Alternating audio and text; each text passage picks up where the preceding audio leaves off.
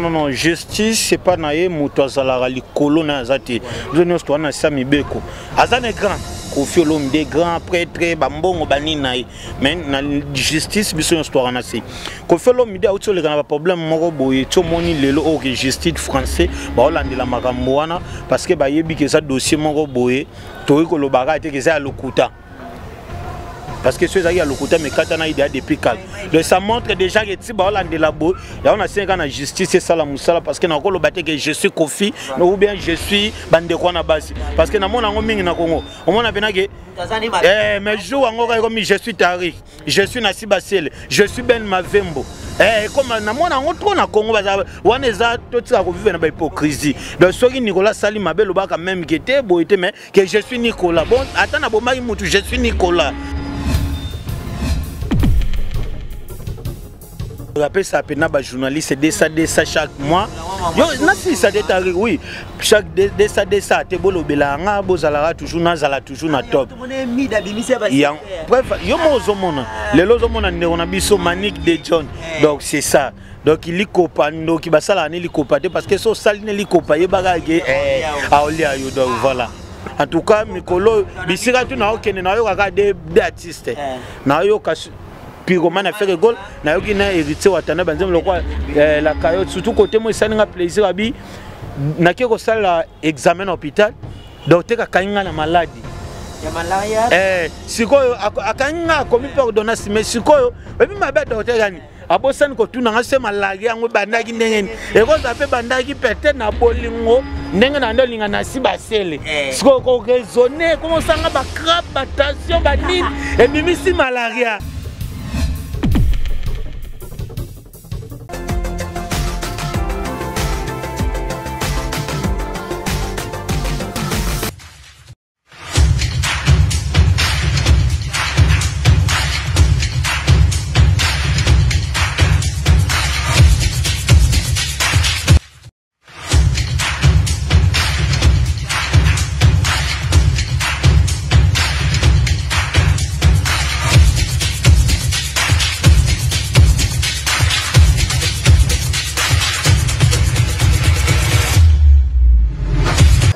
Votre humble serviteur Tariq Ngangou, le richissime journaliste Nzambé, à la présentation de cette grande émission Culture à la In sur Emergence One Télévision, la chaîne qui vous informe en temps réel. Un grand merci Nabalandinho, surtout bonjour, bonsoir. Ça dépend de l'ère à laquelle vous nous suivez. Vous êtes disséminés à travers le monde entier, Aujourd'hui, c'est le 1er novembre. Nous vous souhaitons également bon début du mois de novembre. Partout, Bozali, Nzambe, Azanabino, Abatelabino. Dans le cadre de votre émission Culture à la In, je reçois pour vous un confrère, Badbassara fierté, un métier, au Bapésape métier, au valeur, au Monisope Nanzela, au respecté, à la personne de Nicolas Mokondi. Avec lui, nous allons essayer de développer plusieurs points d'actualité, notamment le concert de Kofi Olomide. Déjà hier, il a niveau à terrain GD de Lemba, et il y a également Fali Poupa qui est le meilleur artiste Congo, les meilleurs artistes africains à Canal d'Or. On va également parler de l'actualité et belé qui rendent autour de cela. Vraiment, nous allons essayer de parler avec lui. Surtout, Boris Mamba Kofi Olomide, Ouabazaki.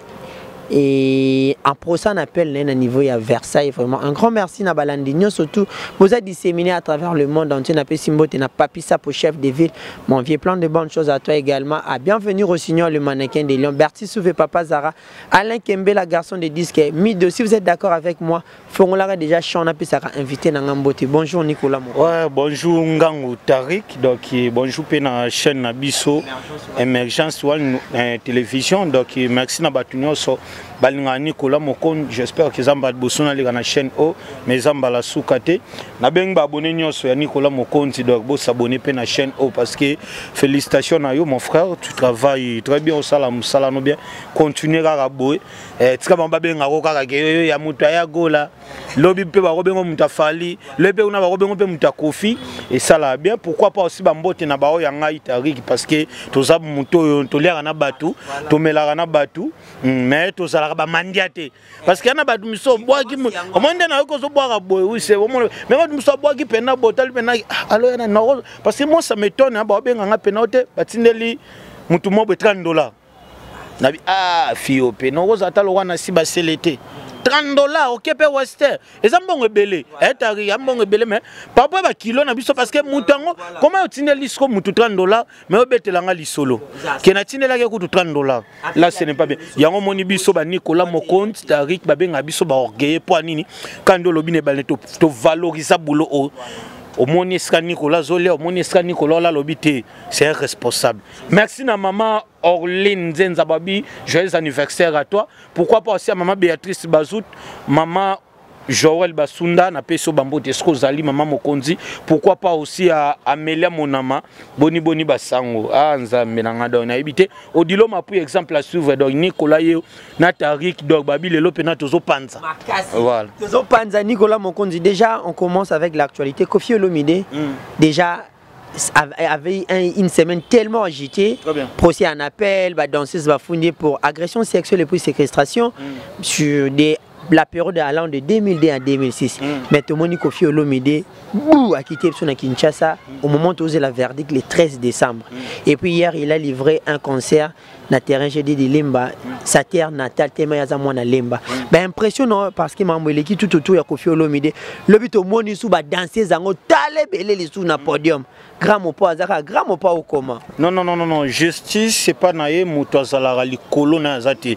Nous sommes na sami beko.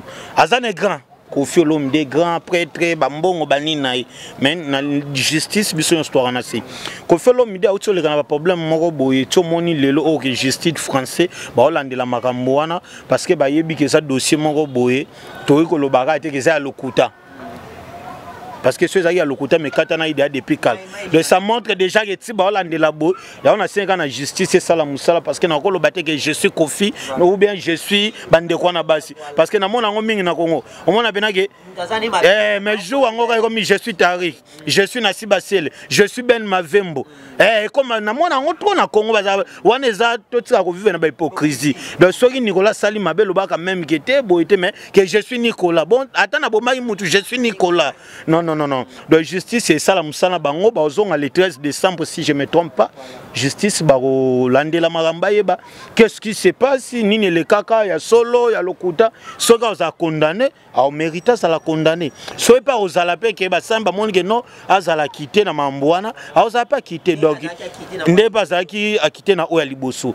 Concert na ya lobby normalement pour nanga alanga pour sa date. Anga betati anga pour sa tatsango semaine o ata to kota parce que comme on a Kofi on a mon o total na podium asa Kofi o ya Kofi penate donc on dirait Kofi o ya podium ya lobeze Kofi stressé Kofi choqué Kofi donc aza pena yete ozo yomoni ko ngaka be yomoni loko na ngaki to tsikande ba biloko batembe ko folo mdu aza déjà artiste munene tango mono to le kana ba problème wa bongo lo bata ke conseil ko mata les 6 parce que so tali bande ko wana marque ba so pena ta répéter sous bien te parce que y tellement mambo zaina kuna ba landela ko fait za ite kaya so le 27 to le 28 peut-être ngaka to kamwene ngai donc concert le kagi na ngo mais ndenge pena ka mo pao ndenge ngana yebele concert ne les cas à tout cas les cas bongoté mais bazaki na bango bato ni mais musique Kofi Olomide en tout cas concert à lobby hier oui à l'hôtel à Kofi te voilà parce que critique ça normal taringa lo basoko ya prison critique la nga fufu na bandela ke loro oyebi ke Nicolas na critique le fufu pa lo baki vérité que non Nicolas na critique le fufu mais Nicolas po betaki bongo sundenge ni te moyebe na te ya courage obima na yo parce que lobby vérité oui na donc il concert à Kofi lobby en tout cas donc convaincre parce que na grandeur à Kofi ndenge tourner concert wana leki la ndenge wana leki ate mais to zela héritier quand même na fiki parce que ba concert wana mine depuis bandi ba beti ka fali ni faire non tabeti héritier bi le 27 to zela sko héritier coup de chapeau na héritier to c'est les promotions to zalapi wana le 26 na fikine mais Kofi betagi na ya déjà Kofi ni mais concert le kai pena na ba non mais ya ke Kofi papa mobimba élégance voilà et concert et les gars qui vraiment na ba norme tendenge Nicolas Mokonzi abi selon Nicolas Mokonzi une autre question toujours nani kisinzora na Prince Bakali ba tenir nga rigueur parce que critique est anormal nde to sala ba ya gola nde to sala ba nen ba tenir nga rigueur parce que ezara moi critique voilà toujours sur même ordre d'idée à Koffi Olomide on se pose des questions est-ce que les 13 wana Koffi Olomide a kozonga à Paris a assisté à un verdict ou bien kozonga parce que certaines bouches sont en train déjà de dire que a kozonga na été alors la verdict na Kinshasa se ba condamné ici là qui est sous pototé est-ce que ndenge yozomona est-ce que na ko faire kozonga pe mikili les 13 wana assisté na verdict ngana osenga na gamo pao aza mutamaye la artiste munene azonga poto soki ba condamné kuna sala 8 ans de prison soki 5 ans soki pas ozala quitter aza pas quitter tu sais pourquoi na bibo parce que moni na grandeur ya Koffi Olomide eza mabe asili sa carrière na ye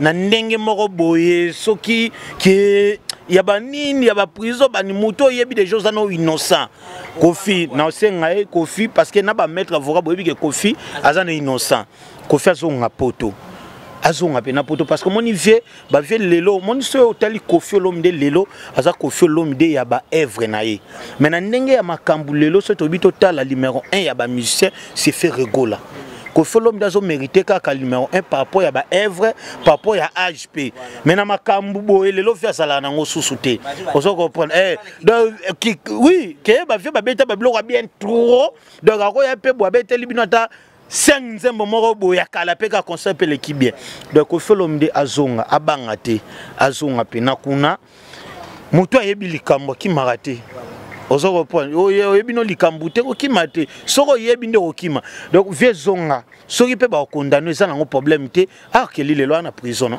est-ce que Koffi ozala talaka ba américain ba ko tabela arkeli so ba Koffi wana so pe to bito taba arkeli na ba niveau ba États-Unis ba artiste pas munene ba lo ba Koffi pe na ba États-Unis mais lelo ana prison ba papa na biso ba lwambo makiad ba kota prison donc ba papa oui ma de ce Koffi akoti ezanango ya sikate mais ezalaka pasi papa qui avait déjà niveau ba carrière a raté arena na ye nini do mais et ezape ba risque mo be fait pas ça la AVC.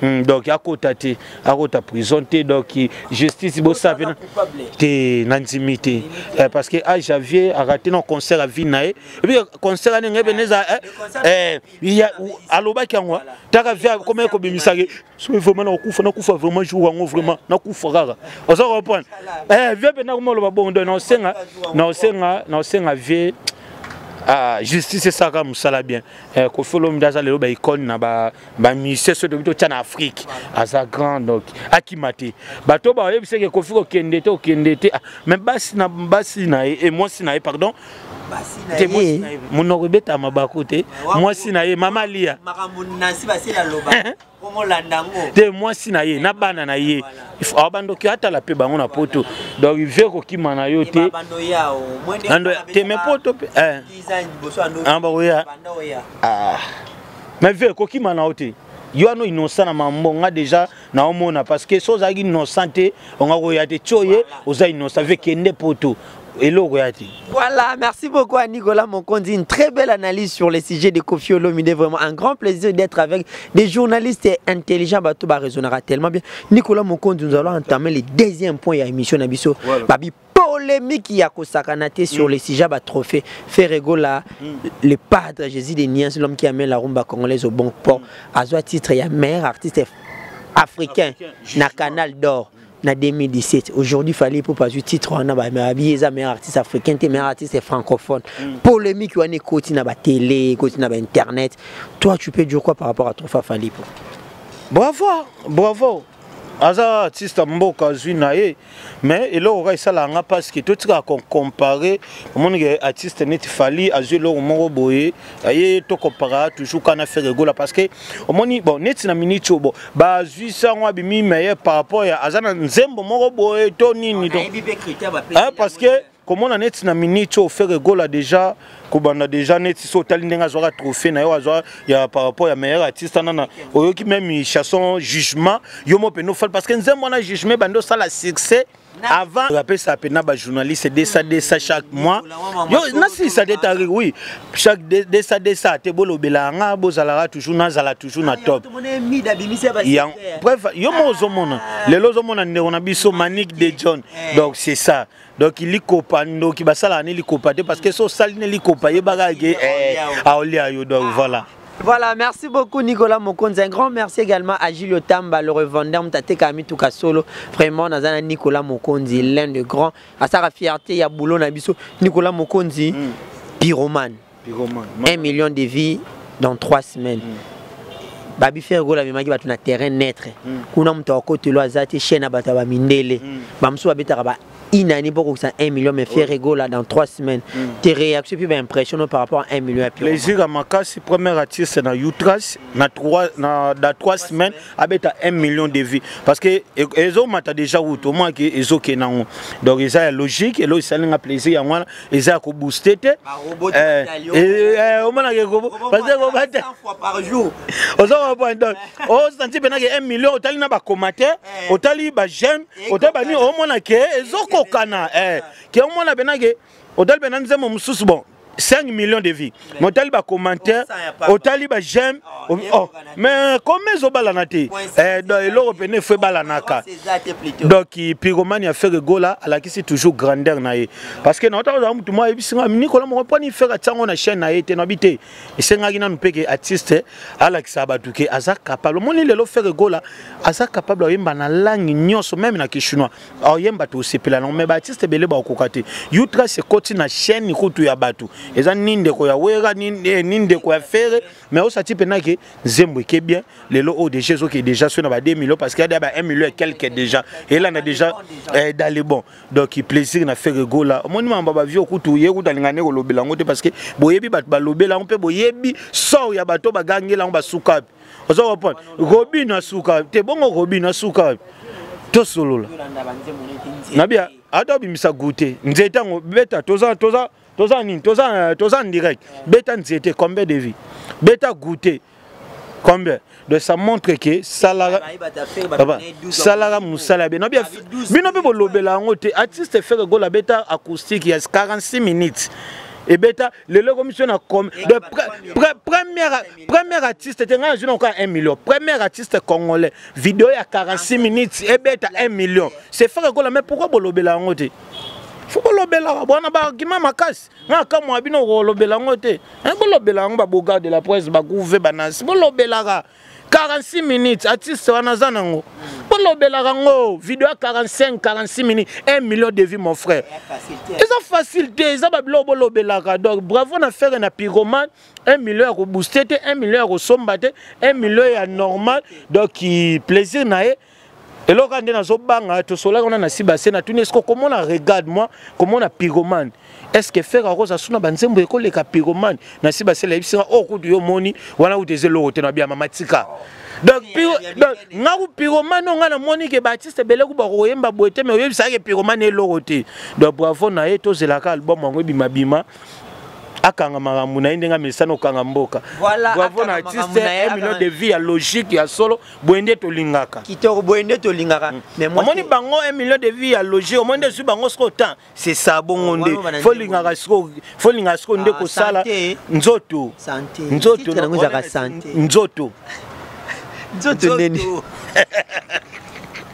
Nicolas Mokonzi nga to polémique moi mukie mon dossier kabosa ngotika faire na sele yote babi ya bulembe ngotika faire na sele yote ezani bosala nini ngolo mamne da isanga yo betina mo do kutana yo sikona banga lo mamne velo wa de alo babo oza pa kata déjà babilo ma rajo do la we ku na ko ibe kao te ya bulembe yo conseil ni opesa vie conseil na opesa vie alingaka le kana TV a retiré malobanae parce que ba beni na dynastie parce que dynastie eza le roi bateau maswa Noé de ba oba mata ne ba okende ba ki omona bisengo mais bat botikala donc boutique à la donc na souffrance à makasi taka mbulo robeta 40 jours 40 nuits ozo bon ozindo ku so nana of so ba oba okende donc ka bosi na ngai eloko ko sala ngwa lokwa conseil a retirer maluba na ba propos na mabe wana dernièrement alimbonda zwika ndeko nanga yali muto kuma muto ali pana mwamba na bandal asengo be sombele au pire mais lelo via komi na chauffeur akumbaye ah allez charmant ndeko na yali alimbonda car c'est le yazumbongo na habité et pesa ma studio papa viens na ngayo nani ah ouais poto non mabiala alobi na zupe na vrai caché na ngai osoko point yama ndeko na ngai bongo yo kaka skabo soko lekolo baba bilomo ah non balola wana udelo to ko fandela ngote tari. Voilà, merci beaucoup Nicolas. Na teva retirer kama lubana babenda ta na suka. Ok, merci beaucoup Nicolas Mokonzi. Un grand plaisir de te recevoir sur le plateau. Il y a Émergence One Télévision, Trombena Souka, émission Nabiso, vraiment un grand plaisir, vraiment, où il y a mis dans la résidence, vraiment, on a senti Maramna surtout qui toque. Respect na Moussala, Oyo, respect na Batunion, surtout bas soutenir Abiso également, pour tous en avoir conditions, Oyo, ça y est. Baba quoi, oh, Moussala. Eh, Dari, et puis ici, bangote, Bakababe, Bakabe, ça l'a bien. Parce que Tokokan Abiso, ben, a sauté. Voilà. Là, je pense directement à mon vieux Francis Mavimpi, en direct d'Orléans. Merci, viens à mon qui geste tout ça. Francis Mavimpi. Francis Mavimpi, il y a un indenge Odilo Mapu, il y a un salon de coiffure à Orléans. Ah, ça. Son bakato soutien qui toque. Mav coiffure. Donc, il n'a pas essayé de la part de Nicolas. Donc, il a un grand prêtre, Francis Mavimpi, en tout cas. Coup de chapeau. Yaya nanga ya kati Francis Mavimpi Greg aussi les Loirentin Boki Nicolas et ça la plaisir à trop fongola toujours chant un grand plaisir na batunyo surtout tout mena na suka résumé ka ya marambo mukie ba conseiller pour na ba musicien na biso ya mboka de mon pays innocent à sauter des à longueur des singles comme ce qu'on a album un seul album Ibraton Pianapé le 12e mois na 12h album naé c'est pas sorcier Zobima un message par rapport à ça na ba dédicace to kabwana biso. Merci Tariq, merci vraiment, merci Penayo Moussala Kitoko.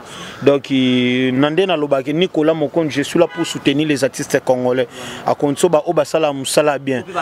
On peut ba respecter biso parce que ngam artiste o kangisaka batu ngo mona ngaite non omoni pourquoi na c'est l'Arabie na filé critique.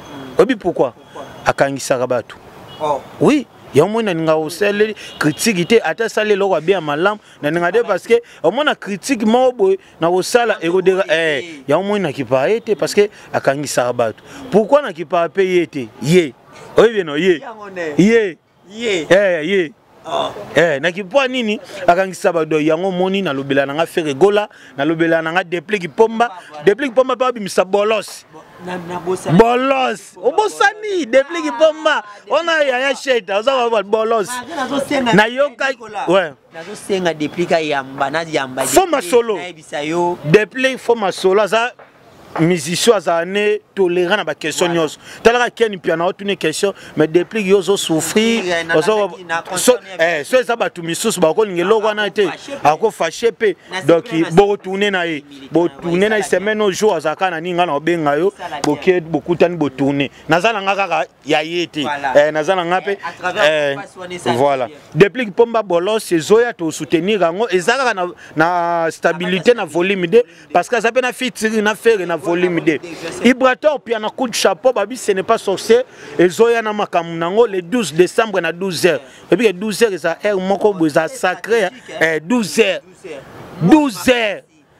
ça 12h donc blague tout cela ce n'est pas sorcier il y a des plis coup de chapeau peine hérité Watanabe en tout cas Mikolo bisira tu na okene na yo kaka des artistes na yo Pyromane a fait rigole, na yogi na hérité Watanabe banzem lokwa la caillotte surtout côté moi ça n'a plaisir abi na kiko sala examen hôpital docteur akainga na maladie ya malaria sikoyo akainga komi pardonnance mais sikoyo ebi mabe docteur gani abosani kotuna nga se malagi yango bandaki ndenge ekoza pe bandaki pete na bolingo ndenge na ndo linga na si basele siko ko raisonner comment sanga ba crabe ba tension ba nini et bimisi malaria ngaye donc ya yoka na leli donc masala nga zika koba koba zika koba komina ka koba souffri fort koba kembi osoko po koba leloka bravo na héritier watana na yebike ba ambulance pe ba kozozo taka japonais pe